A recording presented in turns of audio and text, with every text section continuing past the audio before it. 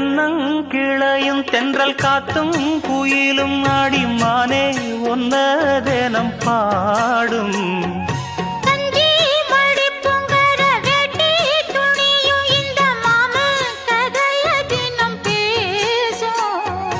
பொள்ளாச்சி சந்தையில கொண்டாந்த சிலையில சாயம் இன்னும் விட்டு போகல. பண்ணாரி கோயிலுக்கு முந்தான ஓரத்துல நேர்ந்து முடிச்ச கடன் தீரல. மானே மானே ஒன்னத்தானே எண்ணி நானும் நாளும் தவித்தேனே. கூண்டுக்குள்ள ஒன்ன